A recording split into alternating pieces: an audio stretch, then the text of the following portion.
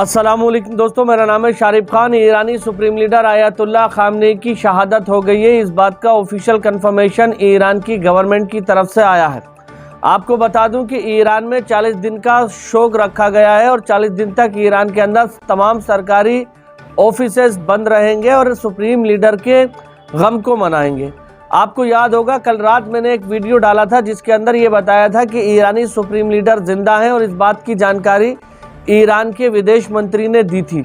वो खबर भी सही है। ईरान के विदेश मंत्री ने ये कहा था कि सुप्रीम लीडर सही सलामत है और कुछ समय के बाद बातचीत करेंगे।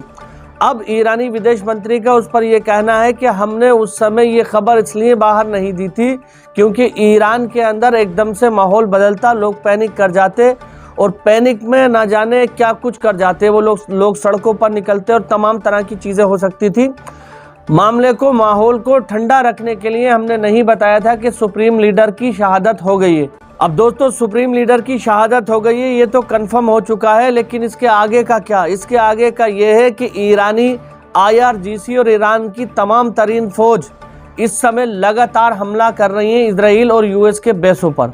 कल जो हमले हुए थे वो हमले अभी तक रुकने का नाम नहीं ले रहे हैं। लगातार अलग अलग जगहों को टारगेट किया जा रहा है और अब इराक के अंदर, लेबनान के अंदर, यमन के अंदर जो ईरान के प्रॉक्सी संगठन रहते हैं वो भी बड़े पैमानों पर हमला कर रहे हैं।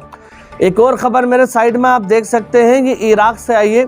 इराक के इरबिल में जो कुर्दिश रीजन के अंदर US के बेस बने हुए हैं वहां पर लगातार आर्म्ड फोर्सेस हमला कर रही हैं। पहले तो केवल ईरान मिसाइल अटैक कर रहा था US के यानी अमेरिका के सैन्य ठिकानों पर। अब उन देशों के जो ईरानी प्रॉक्सी संगठन हैं, यानी इराक के, लेबनान के, हर देश के अंदर ईरान के प्रॉक्सी संगठन लगभग मौजूद हैं। तो अब वो प्रॉक्सी संगठन भी अमेरिका के सैन्य ठिकानों को निशाना बना रहे हैं और ये जंग लगातार बढ़ती चली जा रही है। आपको बता दूं कि अमेरिका ने ये सोचा था कि हम ईरान की टॉप लीडरशिप को ख़त्म करके माहौल को ठंडा कर देंगे, लेकिन ईरान की तरफ से इस बार साफ कह दिया गया है कि ये जंग अमेरिका और इजराइल ने शुरू की है, लेकिन इसको ख़त्म हम करेंगे। आज एक और बड़ा ऑपरेशन शुरू करने के लिए जा रहे हैं ईरानी IRGC।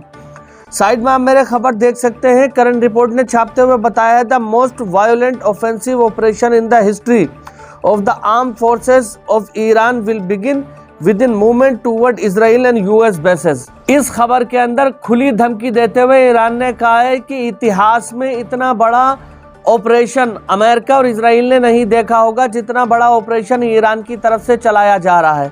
ईरान का ये कहना है कि हमारी लीडरशिप को ख़त्म करके हमें कमज़ोर मत समझना, हमारे पास अभी भी ताकत मौजूद है। और अब इस समय जो कमांड संभाल रहे हैं ईरानी फौज की, उनका ये दावा किया गया है कि हम लगातार इजराइल को निशाना बनाएंगे और यही वजह है कि इजराइल के अंदर बड़ा डर देखने को मिल रहा है।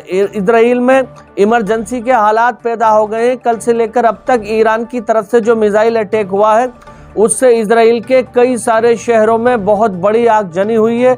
इंफ्रास्ट्रक्चर को ढेर कर दिया है, बंदरगाहों को तहस नहस कर दिया है और तमाम तरह के वो जंगी युद्धपोत जो इजराइल के चारों तरफ खड़े हुए थे, जिनका ये माना जा रहा था कि ये हमला करेंगे ईरान के ऊपर, उनमें से कई युद्धपोत को तबाह कर दिया है ईरानी मिसाइलों ने।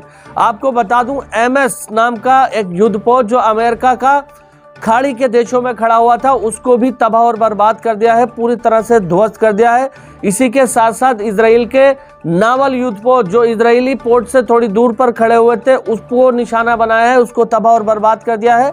इजराइल के अंदर सेंट्रल इजराइल में जैसे तल अवीव हो गया, हाइफा हो गया, किरियत शमोना हो गया, इन जगहों पर भी लगातार ईरानी आर्म्ड फोर्सेस और ईरानी फौज मिसाइल अटैक कर रही है, जिसके चलते इजराइल का इंफ्रास्ट्रक्चर पूरी तरह से तहस नहस हो रहा है।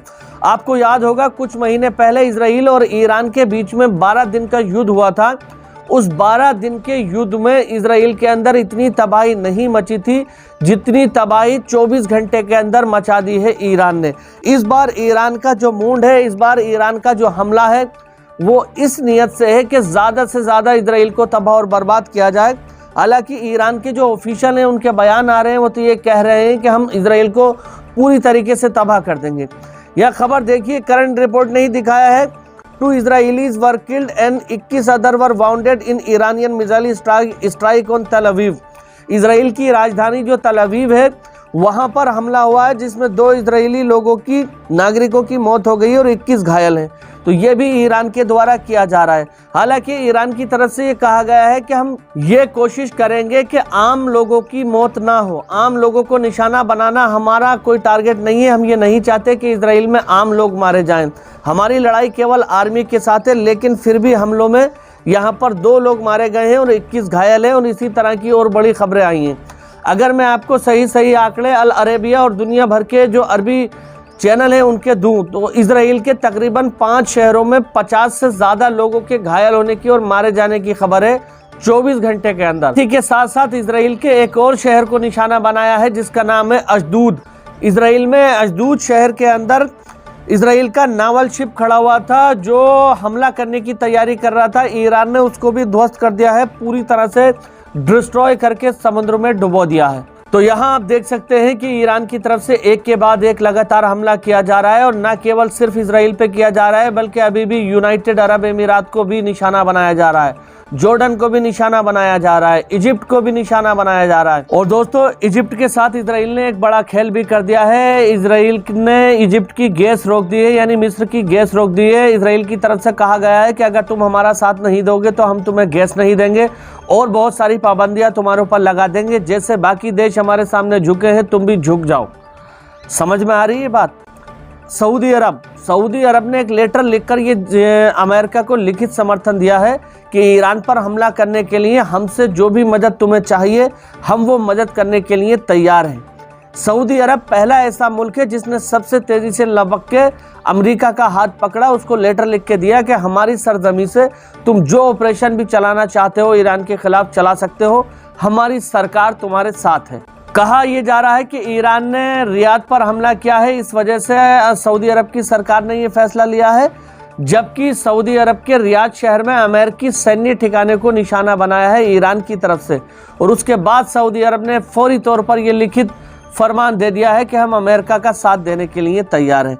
जॉर्डन अमेरिका और इजराइल का साथ देने के लिए बिल्कुल पहले से तैयार बैठा है। सऊदी अरब, यूनाइटेड अरब अमीरात, कहीं ना कहीं ईरानी सेना अब इस बात को समझ रही है, इसीलिए पहले से उन्होंने कहा था कि अगर हमारे ऊपर हमला करने के लिए किसी ने भी अपना एयर स्पेस दिया तो हम खुले तौर पर उसके ऊपर भी हमला करेंगे। अब सवाल ये उठता है, क्या ईरान के पास इतनी ताकत है जो मिडिल ईस्ट में इतने सारे देशों के ऊपर एक साथ लगातार हमला कर रहा है? कब तक ये हमले करता रहेगा?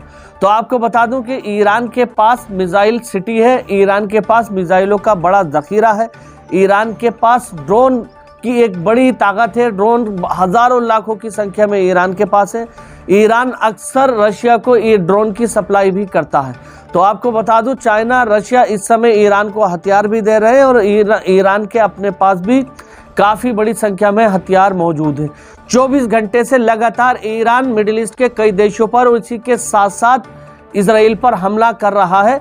आने वाले चंद घंटों के अंदर इस बात का पता चलेगा कि अमेरिका इस जंग को और बढ़ाएगा या फिर खात्मे के लिए शांति की अपील करेगा। अमेरिका हमेशा से एक पॉलिसी लेकर के चलता है। अमेरिका का जो टारगेट होता है, जो मिशन होता है, उसको पूरा करते ही शांति की बात करने लगता है। रूस के राष्ट्रपति व्लादिमीर पुतिन ने कहा है कि शांति का ये वो दूत है, यानी अमेरिकी राष्ट्रपति डोनाल्ड ट्रंप के बारे में कहा है, एक रात बयान आया है कि ये शांति का वो दूत है जो शांति की बात करता है। ईरान के 10 टॉप लीडरशिप को खत्म करने के बाद इसका चेहरा दुनिया देख ले कि ये असल में कौन सा व्यक्ति है। यानी रूसी राष्ट्रपति व्लादिमीर पुतिन ने अमेरिकन राष्ट्रपति को तंज कसते हुए दुनिया को उनका असली चेहरा दिखाने की बात कही। तो अब आप अंदाजा लगा सकते हैं कि चाइना और रशिया मिडिल ईस्ट में सरवाइव तभी कर पाएगा जब ईरान मिडिल ईस्ट के अंदर अपनी सत्ता वापस बनाए रखता है। तो फिलहाल आने वाले 1 घंटे में मैं आपको कुछ और लेटेस्ट जानकारी लेकर आपके सामने हाजिर होऊंगा। अगर आप हमारे चैनल पर पहली बार आए हैं तो चैनल को सब्सक्राइब करके बेल आइकन पर ऑल का बटन जरूर सेलेक्ट करें। मिलते हैं अगली वीडियो में, तब तक के लिए खुदा हाफिज, जय हिंद, जय भारत।